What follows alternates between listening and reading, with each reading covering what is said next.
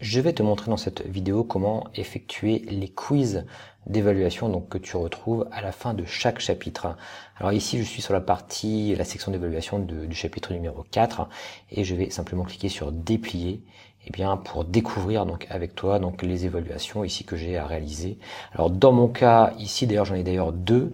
Donc j'ai un quiz d'évaluation et puis j'ai l'évaluation bilan numéro 2. Là dans cette vidéo on va simplement voir donc les quiz d'évaluation qui sont communs finalement à toutes les sections d'évaluation. Donc pour réaliser ce quiz, c'est relativement simple. Finalement, tu vas simplement cliquer ici sur le lien. Donc comme tu le vois, il y a 10 questions et tu disposes au maximum de 10 minutes pour réaliser ce quiz. Donc je clique sur faire le test et sur démarrer une tentative. Alors là, tu auras différents types de questions, 4 types de questions en général. Donc des questions où tu vas pouvoir noter du texte au clavier, n'importe quel texte. Tu auras des questions, ce qu'on appelle les questions d'appariement. Donc ça veut dire qu'il faut relier un terme ou un concept à une définition. Voilà, par exemple, ici en l'occurrence, il faut savoir ce qu'est un adjectif, un déterminant, un verbe, et comme ça faire les liens avec les différentes propositions. Ici, je mets un petit peu n'importe quoi. Et ensuite, tu vas également avoir des questions à choix multiples. À choix ici, pour le coup, choix unique. Donc tu peux simplement sélectionner ici une réponse. C'est ce qu'on appelle ici des boutons radio. Et ici, tu as des cases à cocher parce qu'il y a donc plusieurs choix possibles. Voilà en gros l'idée pour ces quiz, pour ces tests d'évaluation.